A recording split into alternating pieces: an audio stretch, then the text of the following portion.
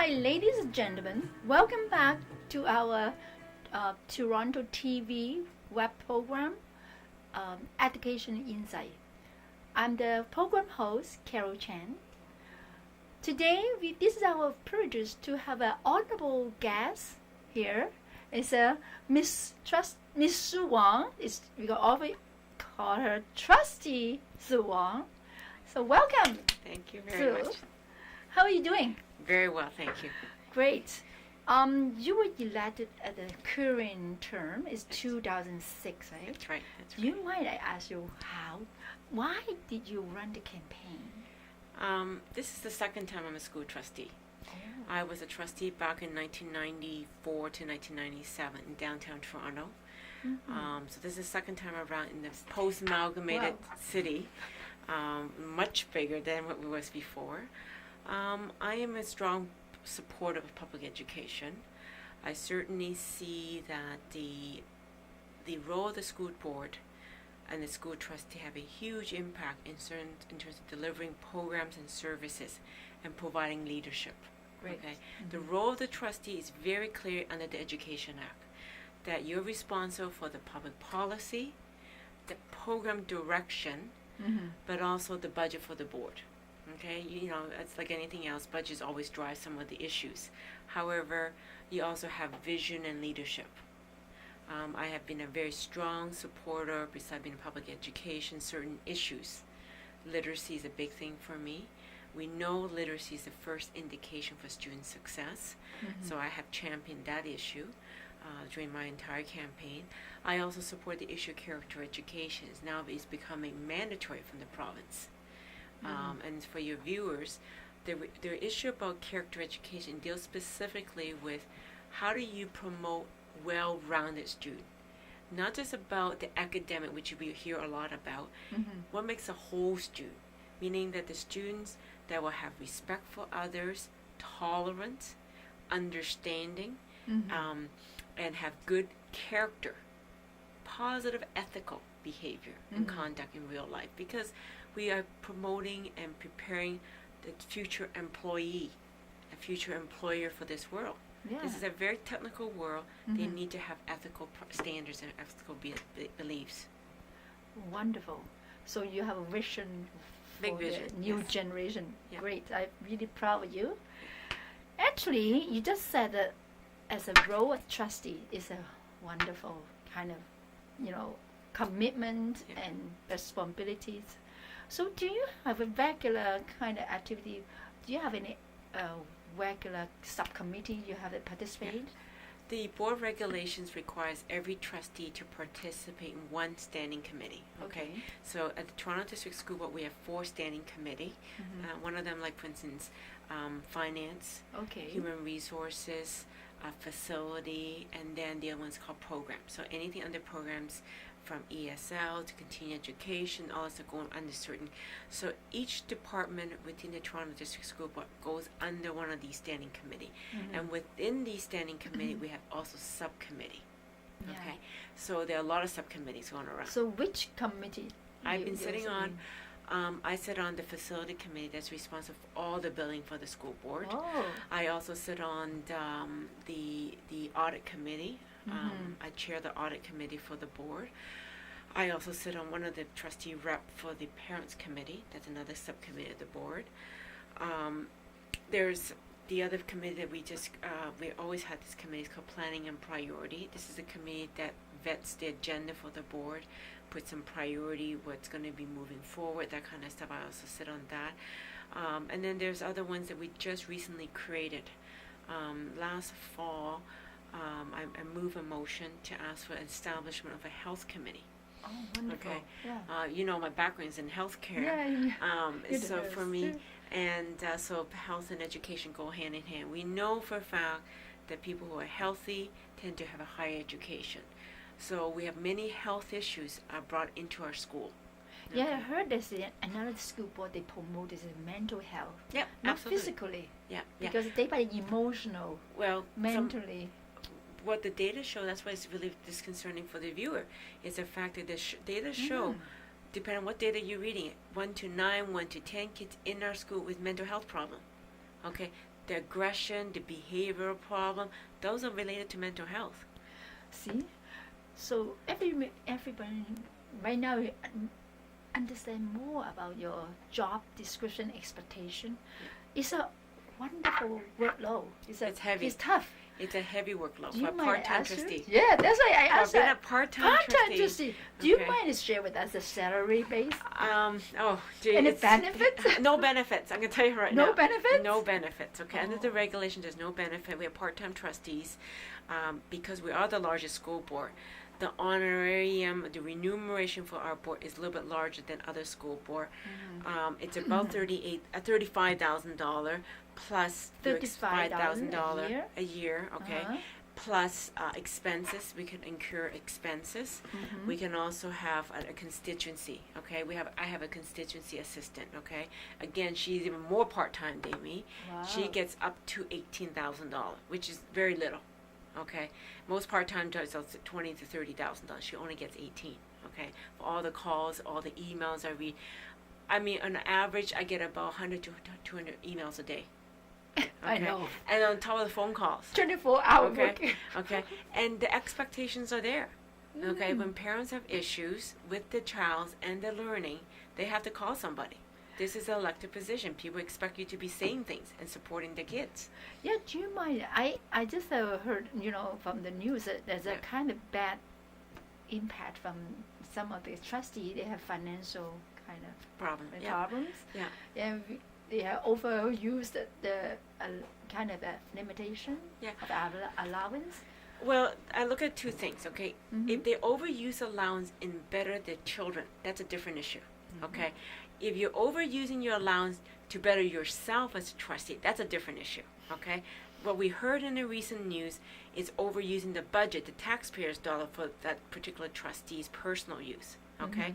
I will not apologize to overuse my budget to support my kids, okay? Because I think it's very important. People need to understand, what are you talking about? Yeah. Okay, that are we using our budget wisely? I have spent much of my budget dollar dealing with literacy. This is a role model. Absolutely. On the system. Absolutely, you have to be there. What are you there to support? The students of tomorrow, of today, the adults of tomorrow. Are you here to support the student, and what are you doing for the students? Yeah. So that's a very important. But I just wonder, can you share about the current issues? I know Oh, you're we have lots too of current busy, issues. so many issues. We have lots of issues at the school board.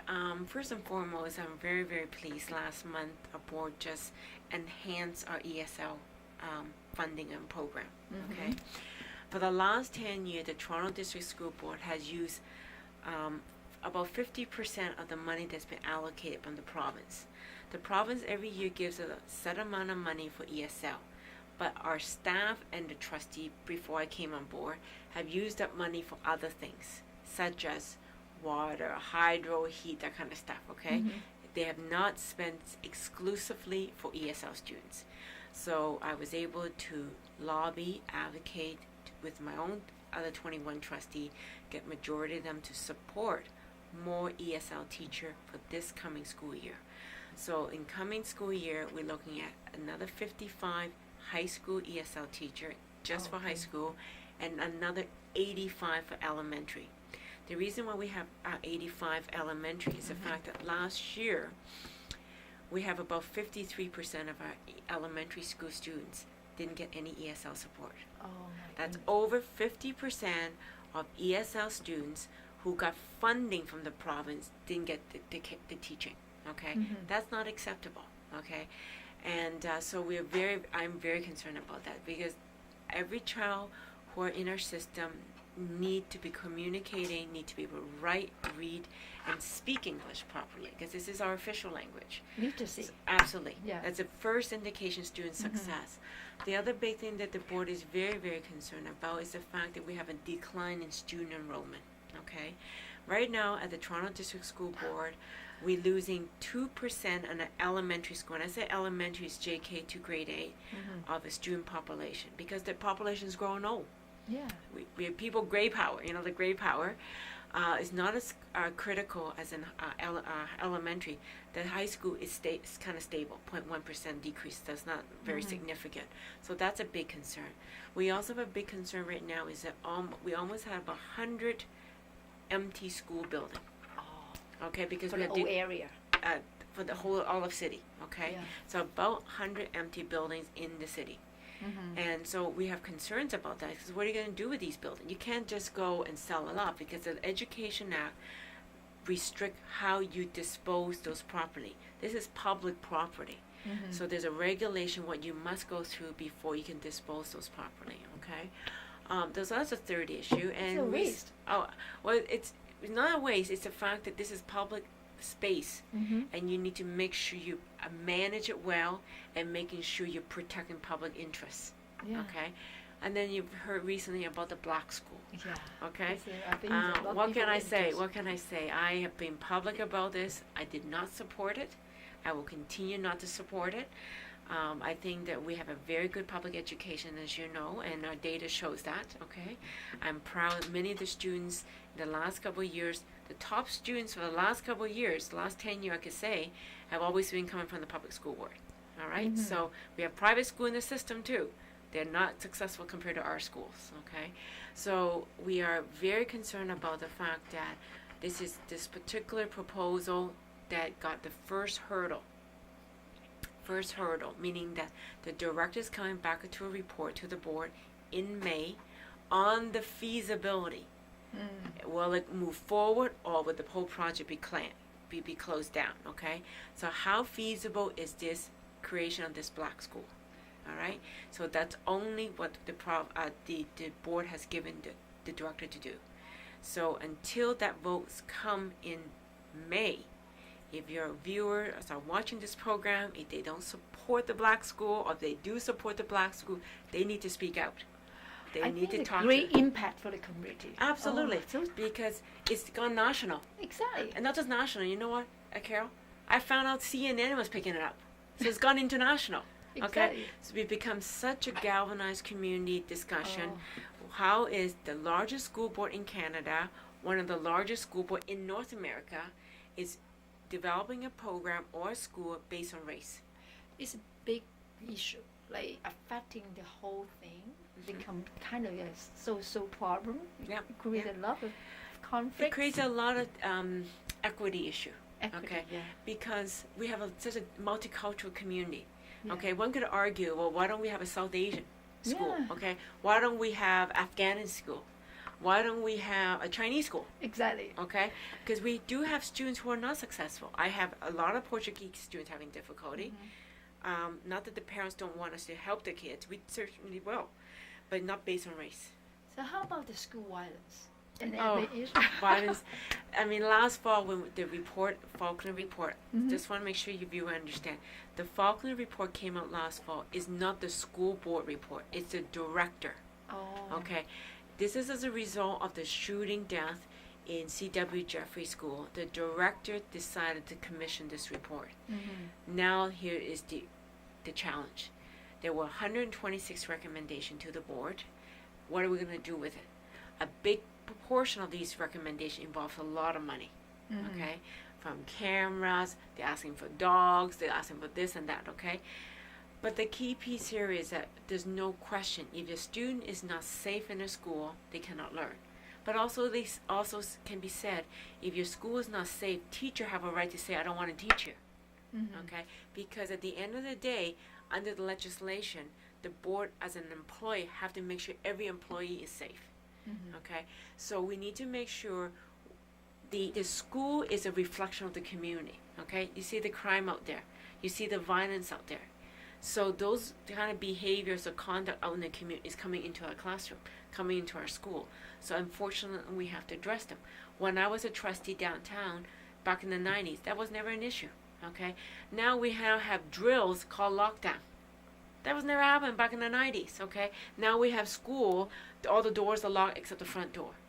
That never happened 10 But years you ago. promote character badges, right? Okay, This is we kind have of- character education. Yeah. That's a requirement. Okay, that's one of the issue. Okay, the fact is that we know the media, the advertisement out there, the internet, somehow corrupted or influenced or affected these young people's thinking, their perception, and their views. They're kind of an emotional control. Well, it's a little of both. I think half of it is adolescent growth and development. We have what we call personal fables and invincibility. They could do no wrong. And we have legislation right now somehow protected some of these young offenders. Okay, so the fact of the matter here is many of the young people are great individuals, are doing wonderful in their school. We do have a proportion of our student population that are violent, okay, for a variety of reasons, okay. And again, I have to say they're learned behaviors, meaning we don't teach violence in our school. How do they become violent individual? How do they become so violent they hurt another individual or hurt a teacher, okay? So that has to be addressed, okay? So again, like I said, it's a reflection of the society. The other big challenge we have in our school is the fact that we have a lot of young people with mental health problems. Okay? Again, like I said, and we don't have enough support, okay? And I said earlier is that there's a strong relationship with kids with health problem and our education. I mean, a simple thing you heard about is that we have school nutrition program, right? Breakfast program, snack program. Where kids come into school hungry. Is it cut down? No. We're still providing it, okay? The school board's still funding some of these programs. We have kids coming to school hungry. How can they learn if they're hungry? They're falling asleep in class. So the school board in itself fundraise every year to raise funds so that we have kids in our school have some breakfast or have some lunch, have some snack, so they don't fall asleep in class. Yeah. So we have all these social problem issue. You know what? Everybody knows that there's a financial problem happen at the Toronto School Board. But on the other hand, I really admire your school board working really well. Is that you provide a variety of excellent programs, such as ESL, such as international language, and also the preschool education, like the EKSK program. Yeah. Can you share your updates about this kind of things? I want to correct two things first, okay? Yeah. The ESL program is mandated by the province, okay? So the funding from ESL is based on how many students you have in your schools that are not born in Canada or who comes from a country that doesn't speak English, okay? So that's funding from the province. That's very different. We have past history of the international languages. Okay, so it's very separate. It's still funded by the province, okay, that we have committed to continuing. So no matter the bankruptcy, still they have the right to. Well, the fact is we have a policy right now that if you have 15 kids or 15 parents wants to have an international language program, they can start a class. Okay, so we have that policy. Until that policy changes, that is what we're going by, okay? Yes, it's very, very expensive to run, but at the same breath, the province is giving us money for that too, okay? So there's 3 ways to deliver the international language, okay? In the past, it's called heritage language.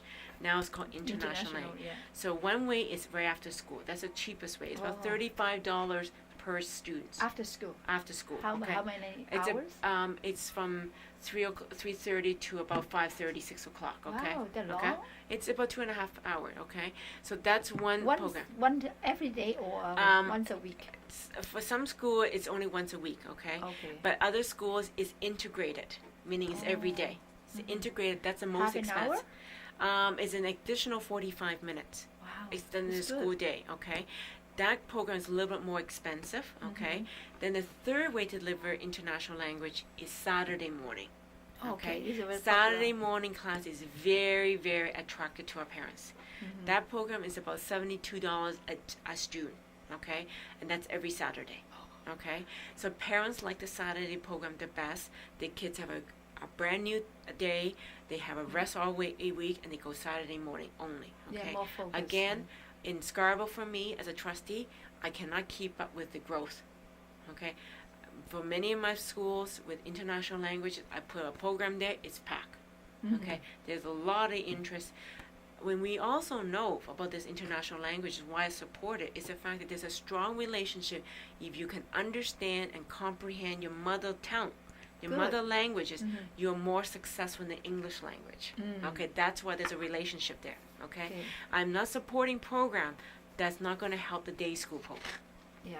Okay, that's really important. Okay, people say, why you support international? Well, the data show, the research show.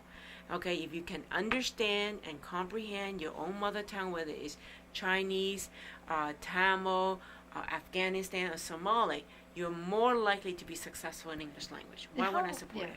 How about the early childhood education, like the JKSK program? Oh, the JKSK program is right now under review, as you know. The province and the premier is looking towards having year-round schooling, not year, all-day JKSK. But here are the challenges, okay? Mm-hmm. Not all our schools can probably have this program because we have many schools in the northeast part where we in Scarborough are overcrowded, okay? So where are you going to find the space to accommodate this all-day program? We're already having challenge right now when they reduce the classroom size, as you probably heard. Yeah. So in an elementary panel, from JK to grade 3, the students' classroom size should be under 20. Under yes. 20, okay? So now you're going to, the classroom size formula is going to continue to go up to grade 6. So where are you going to find the space? Okay? So that's a big concern. The other big thing here is that not only providing program space issue, you got to make sure staffing, because the teacher can only teach those 20 kids from 9 o'clock to 3 o'clock. Yeah. So in the past, the teacher only teach 9 to 12, one group of 20 kids, then another group comes in an afternoon. Yeah. So what are you going to do? Exactly. So which means you're going to have to hire more teacher for 40 students, right? Because 20 in the morning, 20 in the afternoon. Okay, so this is going to be interesting how this is going to be operationalized, because this is a big issue for the Premier, the Minister of Education, and when they actually operationalize on a local school board level, it's going to be a challenge for my staff.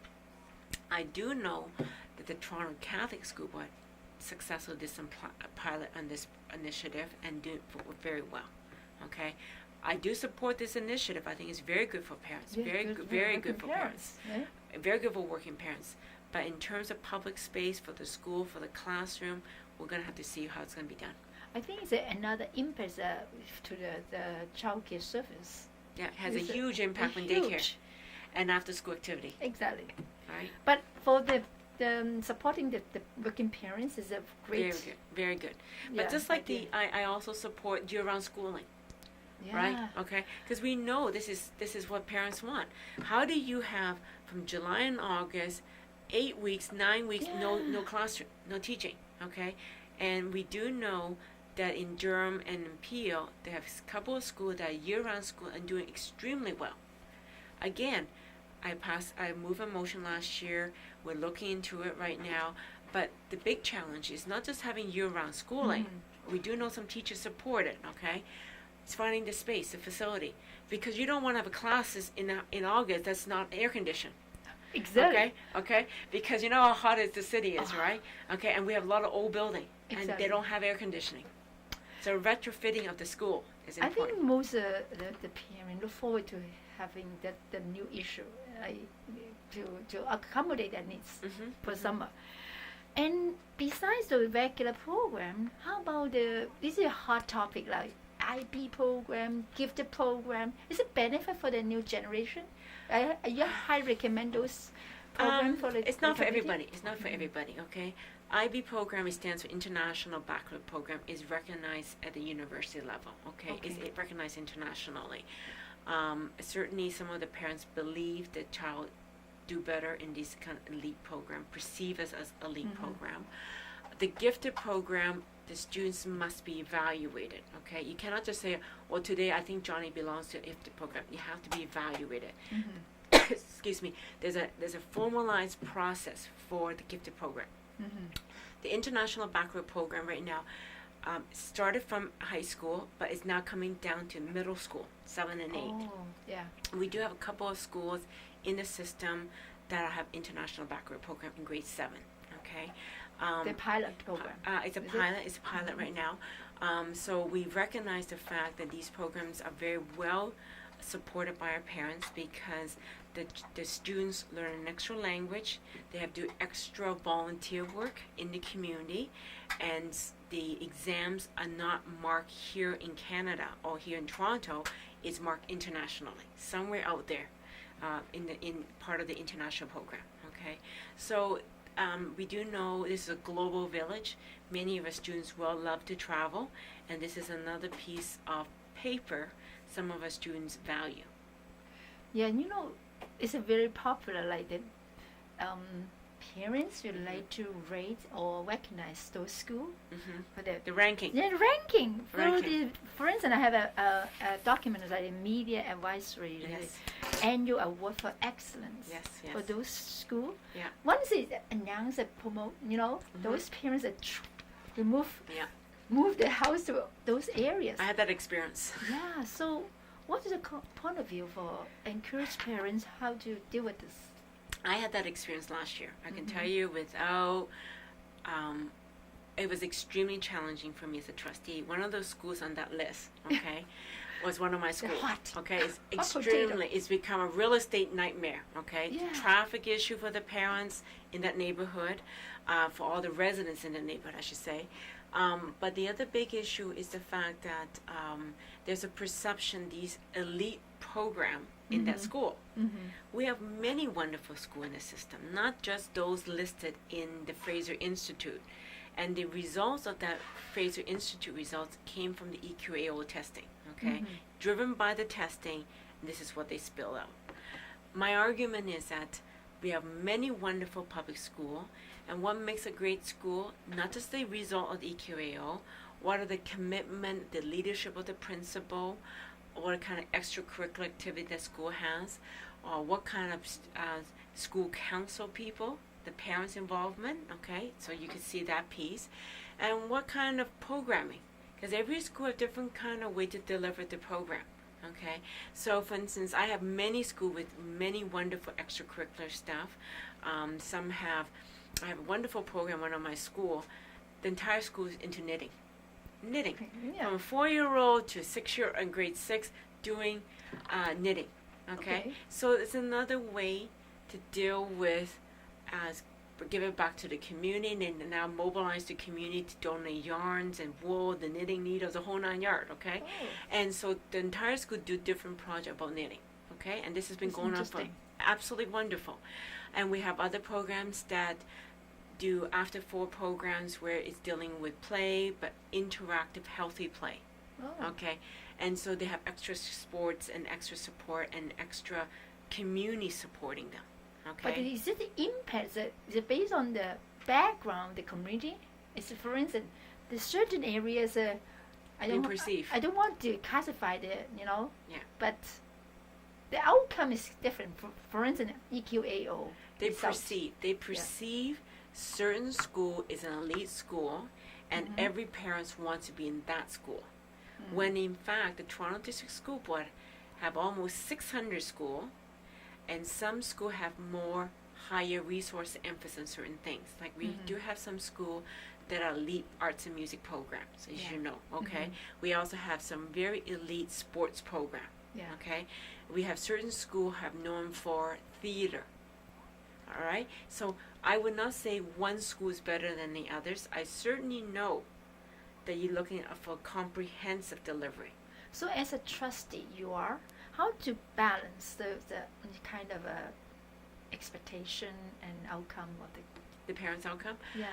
I always say to parents, when you are planning to enroll your young child to the school, make an effort to interview the principal, ask him or her, what are your business plan for your school, okay?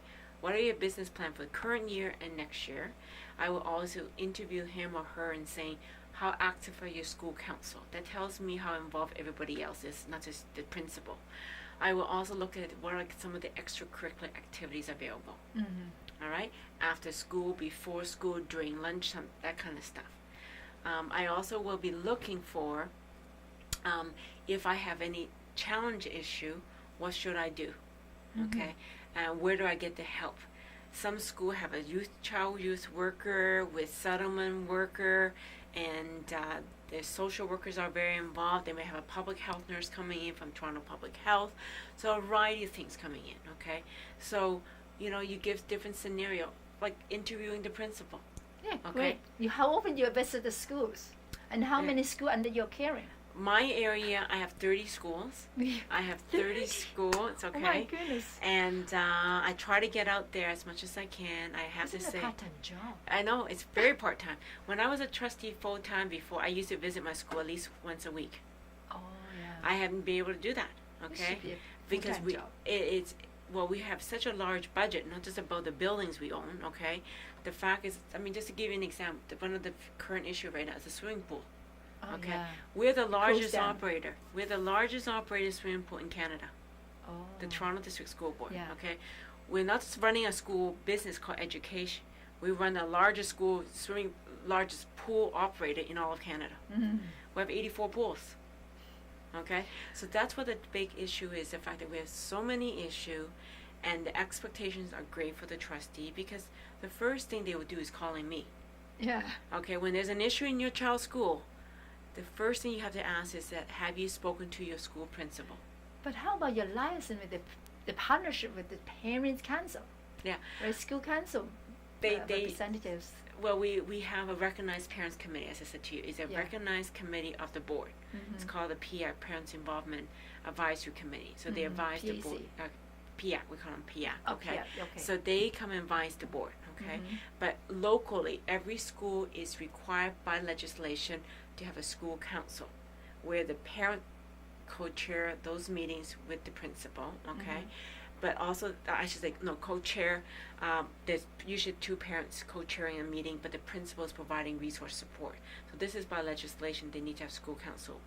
But the other big thing here is that I always get some of the minutes from the school council, or they will advise me, these are the concerns. Can you advocate for us, Sue? Okay. But the biggest challenge is that from one school A versus school B, the issues are totally different, and the needs are totally different. Okay, from parking, okay, to after-school program, or to daycare. Okay, so the needs and uniqueness in every school, I have to respect that. So when the school is having some issue or the parents having some issue, I always go back to the parents or the school community and say, have you spoken to the principal? It's true. It's a Okay. channel. Right? Absolutely. Yeah. Because if they call me and bypass the principal, there's a process they have to respect. Okay, Mhm. they might not like it. They may have some differences with the principal. At the end of the day, the person who is by legislation is responsible for managing and operating the school is the principal. Okay, not the superintendent, not me, the trustee. It's that principal.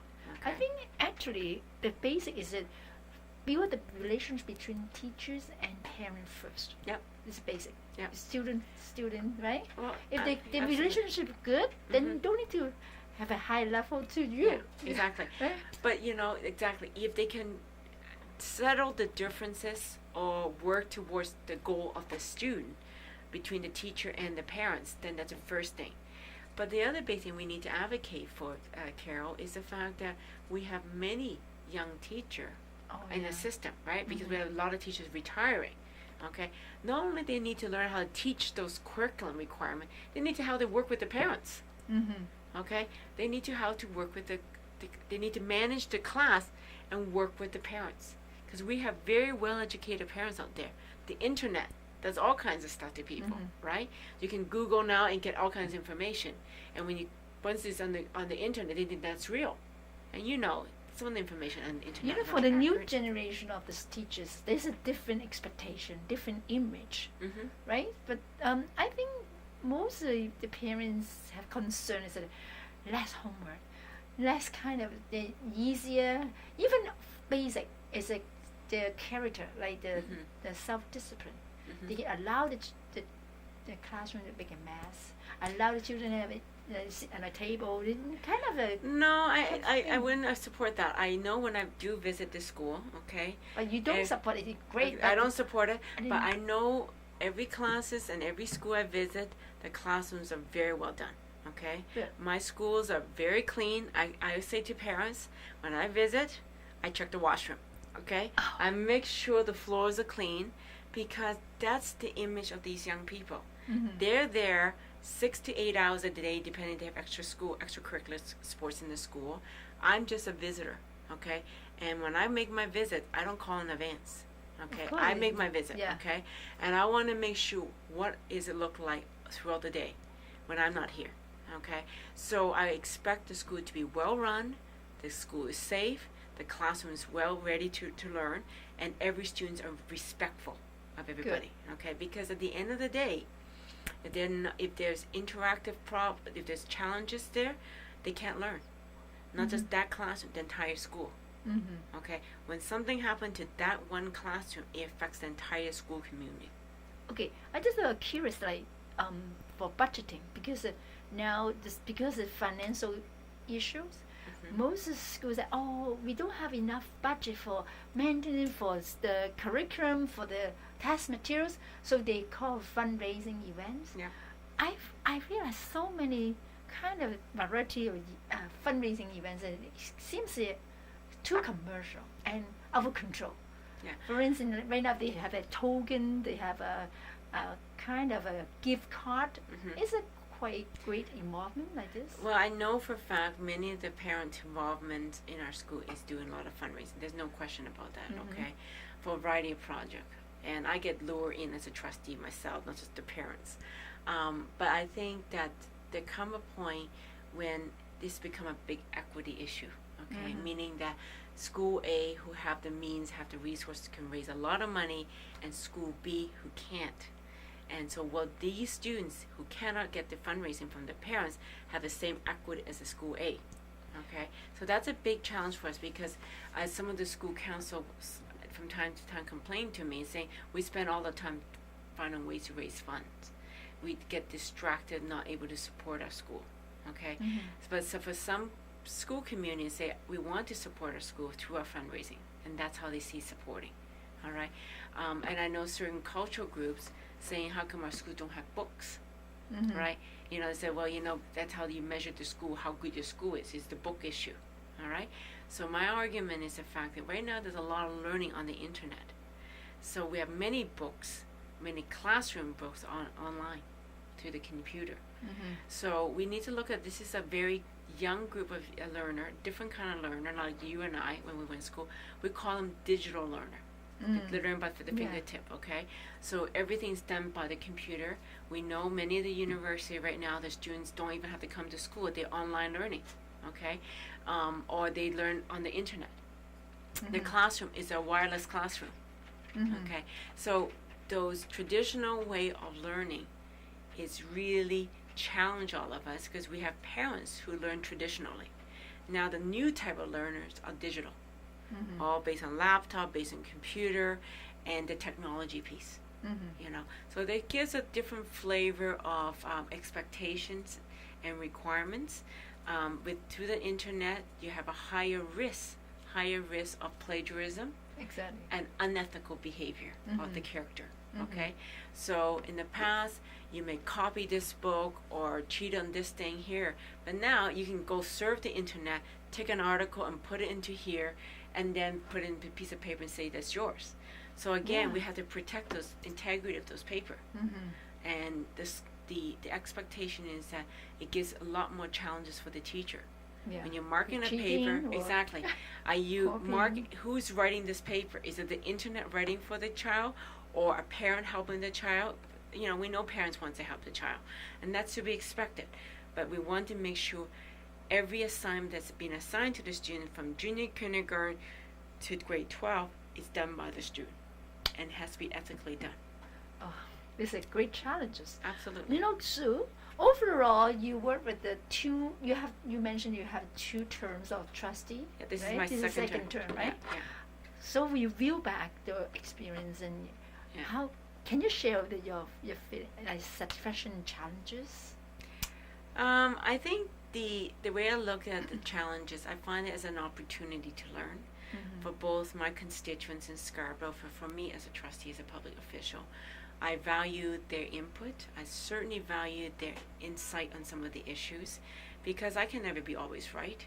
They have been there on this issue for many months, some of these people, and finally able to communicate. I'm becoming their advocate in a public forum.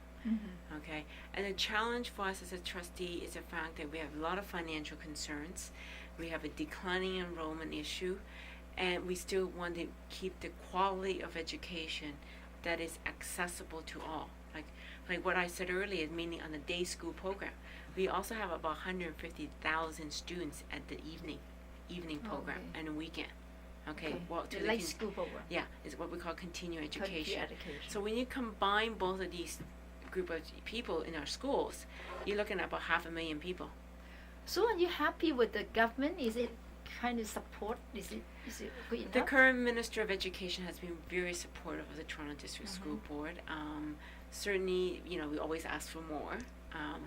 But, the issue is so complex. We have a very large city geographically, and we have many issues. Like, this is not a small board of education. This is a very large school board education. And everything we do is we're being evaluated by the community, but also by our own staff. And we have thousands of staff across the system, okay? So one of our constituents, maybe not just an employee of a board, but also our own constituents.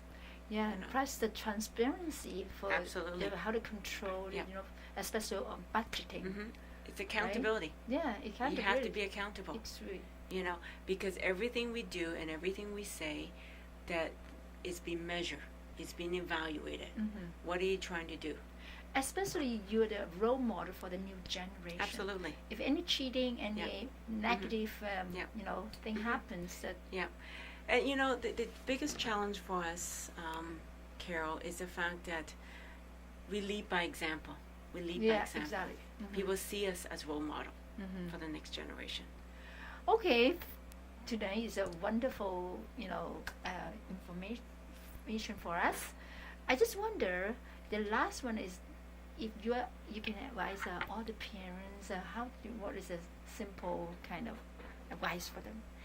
I think I want to encourage all the parents to get involved with the child's education from junior kindergarten to grade 12. It's so important for them to be engaged, to participate, and to be part of the school community, okay? We know the data shows that if you're actively involved in your child's learning, meaning coming to the school for meetings, being present, okay? Not just paying for those extracurricular activity, but being present in our school. We need you.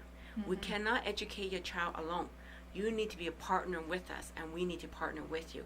And this cannot be done in isolation. This is a partnership here. So the success of your child not just rests on us, the school board, but also you, the parents. How engaged, how active are you involved? We know you need to work. We know you have a lot of challenges in your personal lives, but your first priority as a parent is to your child. Yeah. And the most important part, we know if your child is successful, chances are you're very involved with the child. Yeah. That's really important. So as a student, what is the advice for them? How is the percentage of dropout for high school? Depending on who you're looking at, okay? It varies between, some data looks 25, some data look at 30%. Certainly we want students to let us know when there's an issue. Don't wait until a crisis. Speak up, speak with respect, speak with dignity, but also let us know, okay? Don't fester. Don't sit at home and fester and think this is going to go away. Things don't go away. Exactly. Okay, we used to say, right? Bigger the kids, bigger the problem, right? And so if you identify you have concerns or issues, you need to tell us already. Don't wait until it's so late in the game that the problem gets bigger, more problematic, and the issues gets difficult to resolve. Yeah. Be positive, never give up, right? Absolutely. You know what? We are the partnership for the community. Yes. Do you mind to share how to reach you? Is Okay, how to reach me Yeah. is easy. Easy. I'm on the Toronto District School Board website. It's my email address is Sue, is for SOO, then dot, and Wong, WONG, at TDSB, stands for Toronto District School Board, .on.ca, or you can go through the Toronto District School Board, so www.tdsb, Toronto District School Board, .on.ca. And that's one way to get a hold of me. Other way is through the phone. Right, some parents don't have an email, or the students. Some students actually write to me through the internet, which is wonderful. Phone is 416-397-3066. Okay, great. So thank you so You're very much for welcome. your sharing Yes. and supportive. And okay, ladies and gentlemen, if you have any concern, any problem, you're welcome to call Sue or contact her. Thank you so much. Look forward to meeting you again next week. Thank you.